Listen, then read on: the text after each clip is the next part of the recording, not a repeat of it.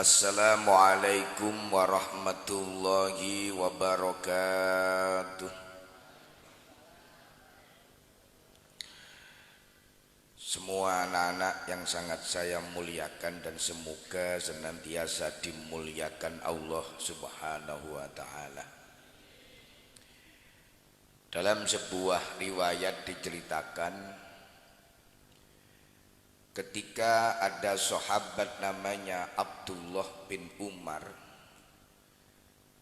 Beliau ini ketepaan berada di tempat di mana dulu terjadi perang Badar, dan disitulah terbunuhnya Abu Lahab laknatullah alaih. Laknatullah kok amin. Jadi Abu Lahab itu terbunuh di situ itu di perang Badar. Loh, tanahnya sudah rata, sudah tidak ada perang, sudah lama.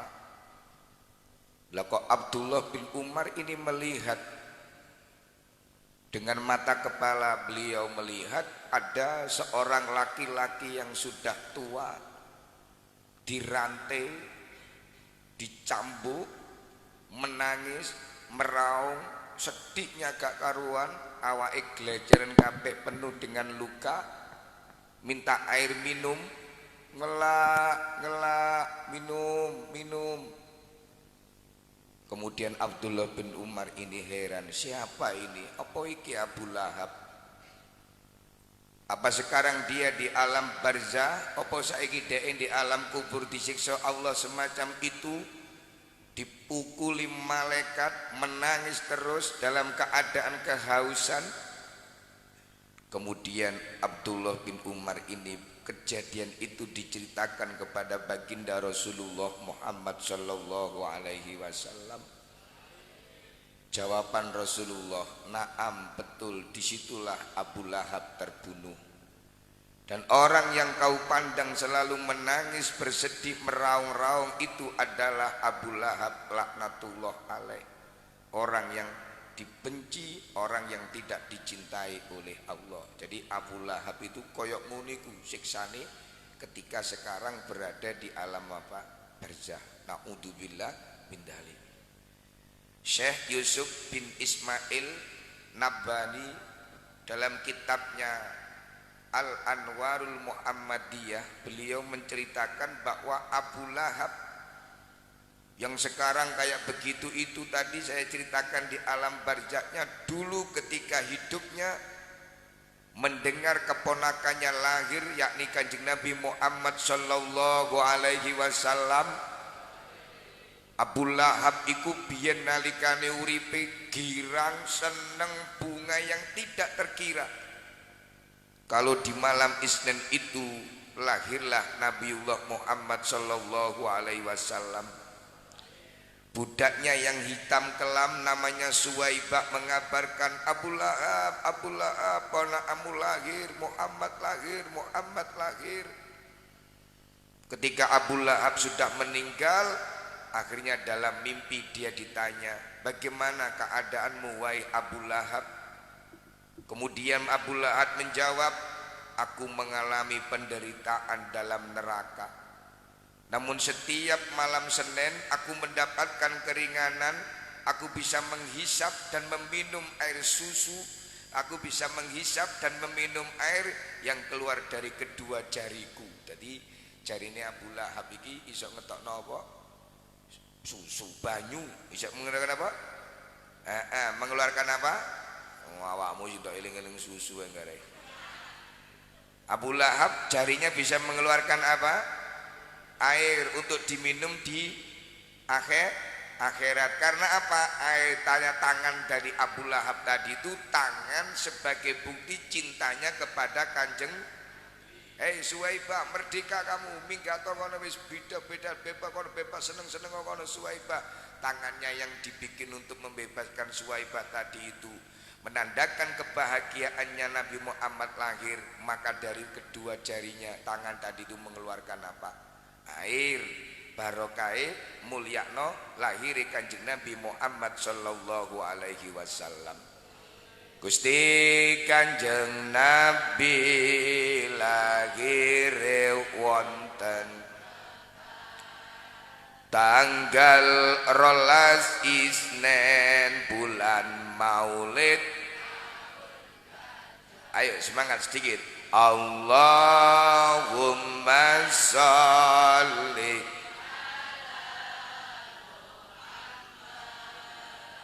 ya Rabbi sholli.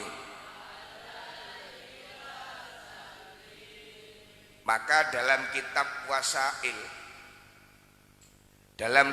wasailnya Imam Jalaluddin berkata, tidak ada rumah atau masjid atau lapangan yang digunakan untuk acara perayaan Maulid Nabi Muhammad sallallahu alaihi wasallam.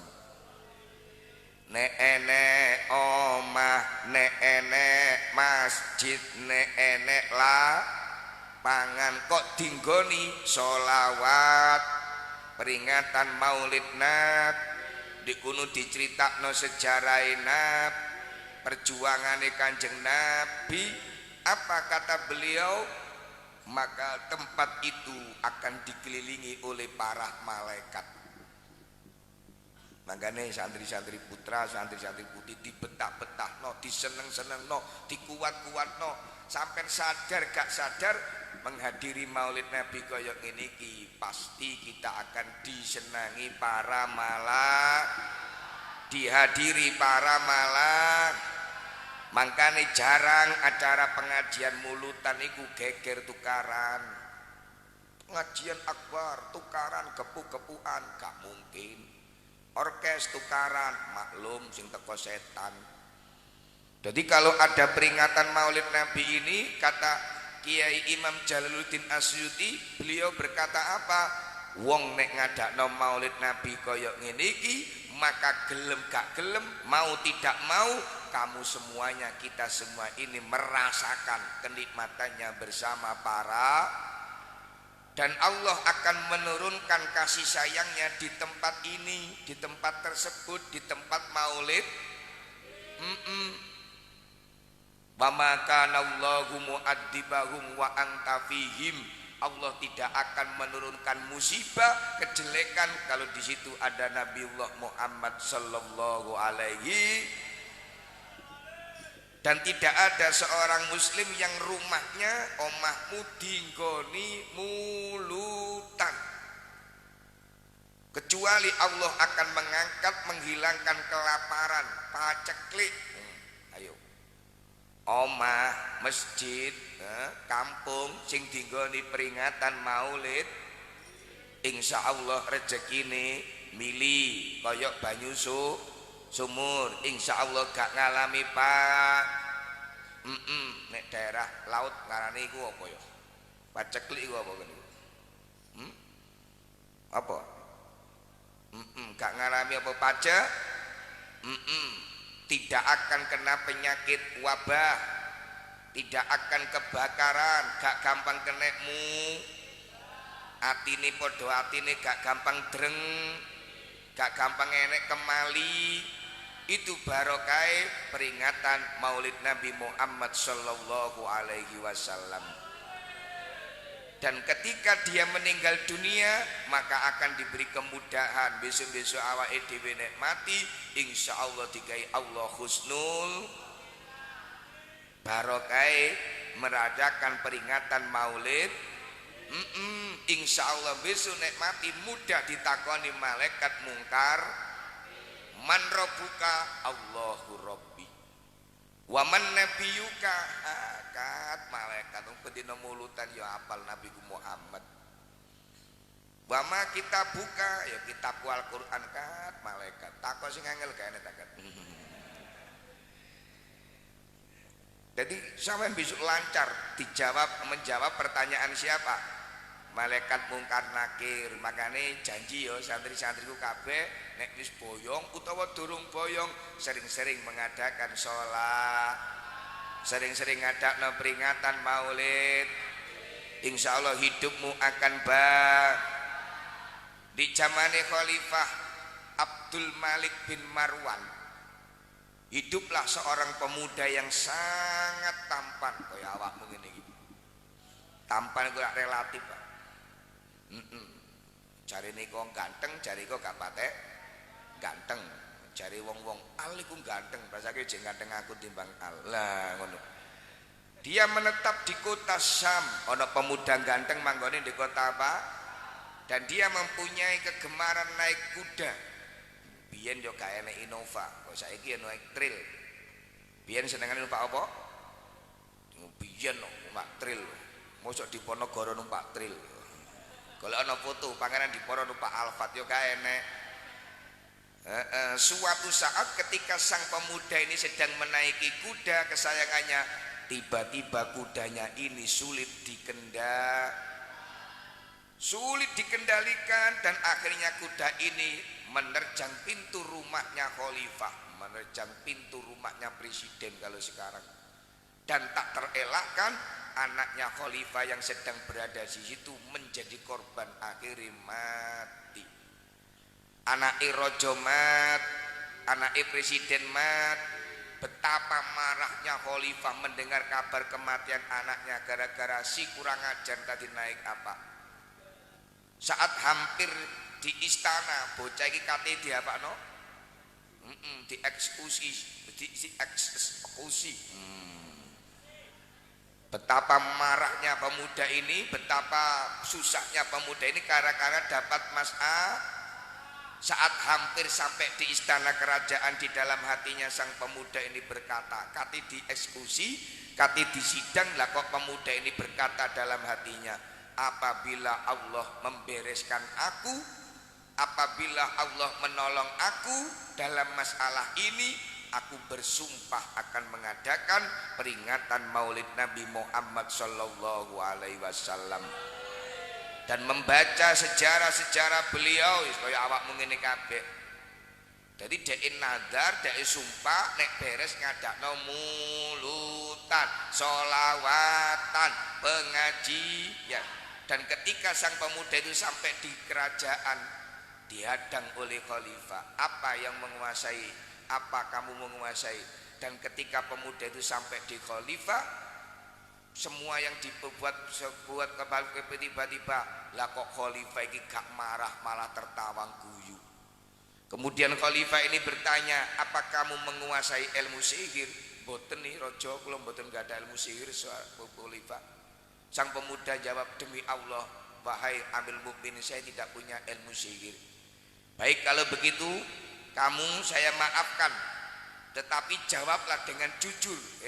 Lapo kowe kok iso tak senengi padahal aku kate nunjuk raimu ini. Apa yang telah kau lakukan sebelum kamu menghadap saya? Kemudian pemuda itu menjawab, wahai khalifah, sebelum aku menghadapkan engkau, menghadap engkau, dalam hatiku berjanji nek urus aku dikai kelar beres Allah, aku akan mengadakan perayaan Maulid, membaca cerita sejarah Kanjeng, perjuangan Kanjeng. Kemudian khalifah berkata, kalau begitu kamu saya maafkan dan saya bebaskan, tidak saya tuntut membunuh anakku, dan kamu pulang saya beri uang 1000 dinar. Lu enak malah disumbang nyo sak miliar entekno gawe bengok-bengok lho kono. Gawe maulid apa? Nabi. Makanya ayo kita semangat dimanapun mengadakan semampu kita. Rombi fa'na bibareng wahdinal husna bihur wa amisna fi tariqatihim wa mu'afatihim. Rabbi fa'na bi barakatihim wahdinal ter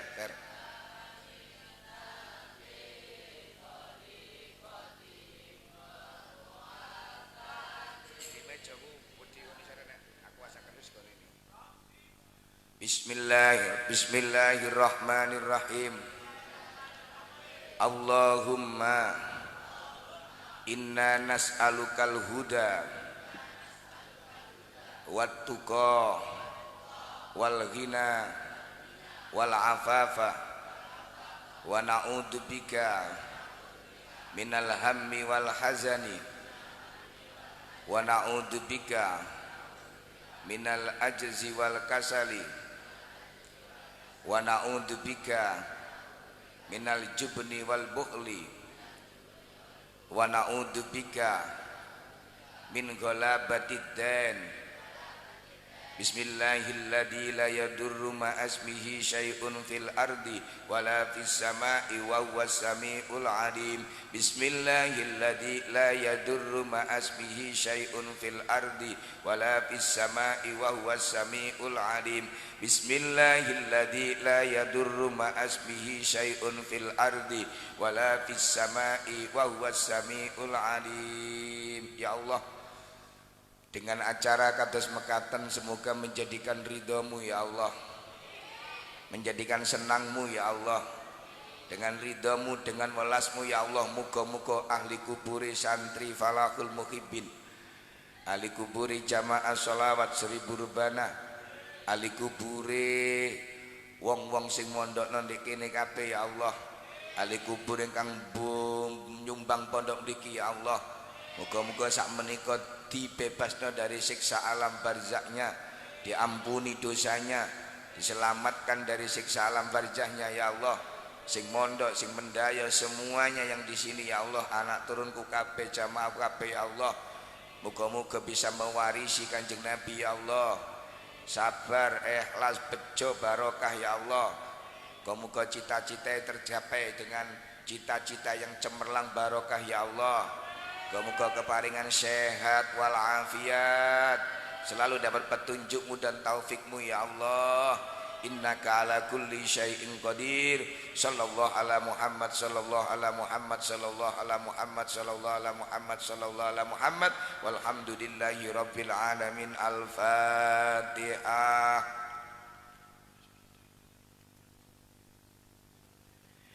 Assalamualaikum warahmatullahi wabarakatuh.